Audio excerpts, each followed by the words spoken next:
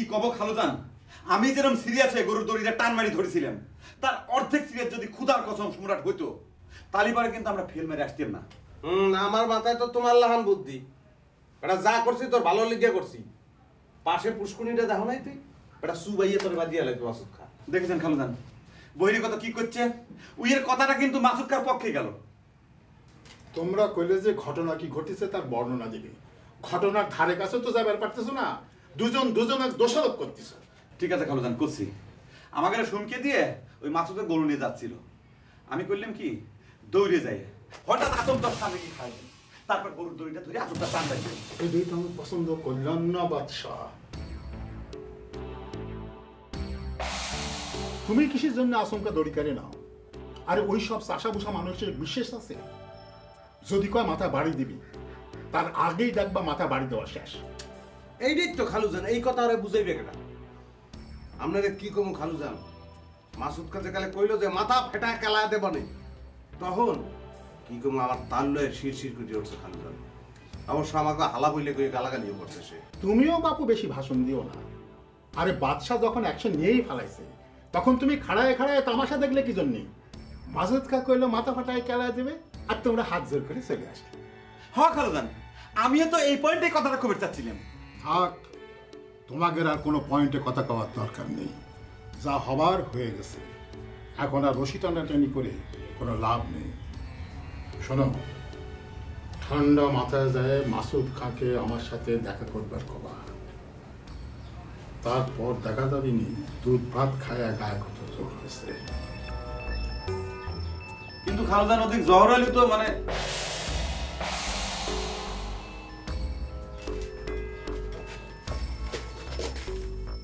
কি হলো? তুই যাও কই?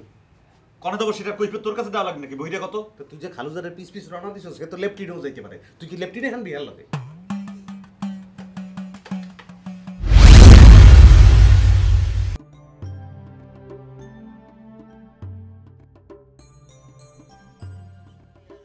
খালা, ভাবি, আমি একটা কথা কই।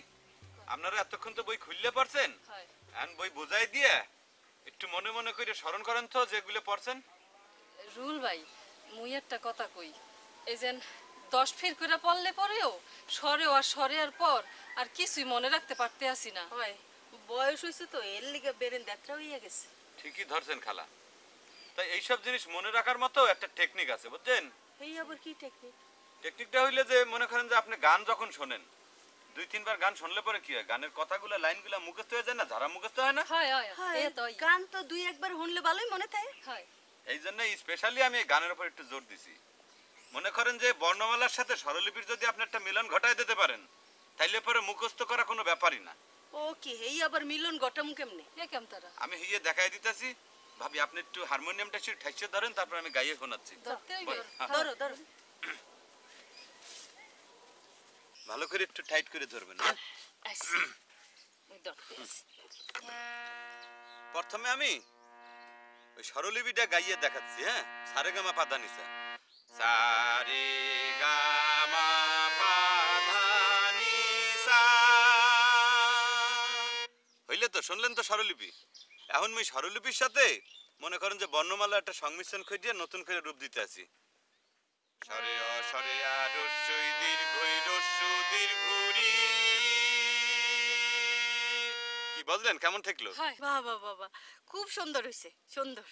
বুঝছেন খালা, মুই কিন্তু একটু ভিন্নতর উপায়ে চিন্তা করতে আছি। সেটা হইলো যে সঙ্গীত দিয়ে মুই কিন্তু একটা বড় সড়ো ধরনের আন্দোলন করিয়া ফেলামু। এইটা কেমনে বুঝায় কই? মনে করেন যে সঙ্গীত কিন্তু কোনো সাধারণ স্বাভাবিক বিষয় না, বুঝছেন? এই সঙ্গীত 7টা যে স্বরলিপি, সারে গামা পাদা নিসা, এটা করে কি একটা কিন্তু আরেকটার লগে গায়ে গায়ে ঠেককে থাকে, কিন্তু কারোর সাথে কোনো ঠেলাঠেলি করে না। আমরা যদি এরকম পাশাপাশি থাইকে যদি ঠেলাঠেলি না করি, তাহলে কত সুন্দর হয় না? হয় হয় ঠিকই তো। এখন আমরা মূল কথায় প্রবেশ করি। এই হইলো যে মনে করেন যে আপনি কিছু একটা যদি করতে চান সঙ্গীত দিয়ে, গান দিয়ে, তাহলে আপনারা প্রথমে কি করতে হইবে? গান শিখতে হইবে। হয় আর গান শিখতে হইলে কি করতে হইবে? গানের প্রতি একটা গভীর একটা মমত্ববোধ, মানে একটা ভালোবাসা লাগবে। হেয়া তো আর লাগবে। সেই ভালোবাসাটা আপনার কোথা থেকে আইবে? মনে করেন যে আপনারটা যদি গানের আসর তৈরি করি সেখানে যদি গান গান আর মানুষ যদি সেইখানে মনে করেন দুই হাত দিয়ে হাততালি মারতে থাকে আপনার মধ্যে একটা গান গাওয়ার একটা ইচ্ছা ভালোবাসা জেগে উঠবে না বুঝছেন তাহলে কি করতে হইবে আগে গানের আসর দিতে হইবে হে গানের আসরে গান গাইবে কেডা তুমি ও খোদা মুই একা গামু কেন আপনারা সবাই গাইবেন রুল ভাই আপনার কি মাথা মাথা খারাপ হইয়া গেলে মোরা কামু ভাবি কি কইতে আছেন আপনার গলাটা কিন্তু অতি সুমিষ্ট বুঝছেন আপনি যদি একটু চেষ্টা করেন তাইলে পরে কিন্তু আপনি মনে করেন যে ফাটায় দিতে পারবেন একদম বেবি আপার মতো বুঝছেন বেবি আপা কেডা ও খোদা বেবি আপার চেনেন না বেবি আপা হইলে বেবি নাজনীন মোর সাথে তো মাঝে মধ্যেই কথা হয় দেখা সাক্ষাৎ হয় খুব ভালো দেখতে একটু ছায়া শুনিবির কিন্তু মিষ্টতা দেখতে খুবই চূড়ান্ত ও হয় হয় মুই চিনছি দেখছি মুই টেলিভিশনে আমনু তোমার জন্য এত করে কইতে আছে তুমি একবার ট্রাই করে দাও না খালা ভাবি আপনি একটু নির্লজ্জের মতো চেষ্টা করেন বুঝছেন ধরেন ওই স্বরলিপি আর মনে করেন যে আমাদের যে বর্ণমালা এর মিলন আমরা ঘটায় ফেলি হ্যাঁ আমার সাথে সাথে আপনি গান কামু খালা হ্যাঁ সরে অ সরে আ রস্যই ধরেন সরে অ সরে আ রস্যই দীর্ঘই রি আপনার তো গলা ওই যে বলছিলাম না একবার যে ছয়তলা নিচতলার মতো গলা তো নিচতলা যে যাইতেছে একটু উপরে ওঠান সরে অ সরিয়া আপনি তো আসমানে চলে গেলেন ভাবি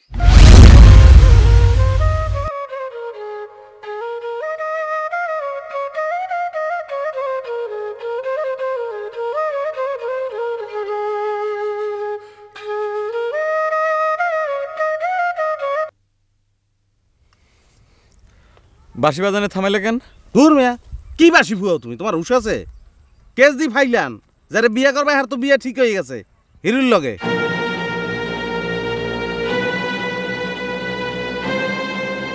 হ্যাঁ যে লেগে বাসি ফুয়াও হেতো আইবে না ওই গর্তের মধ্যে হাত থাকলে হাফ উঠে যাইতে পারে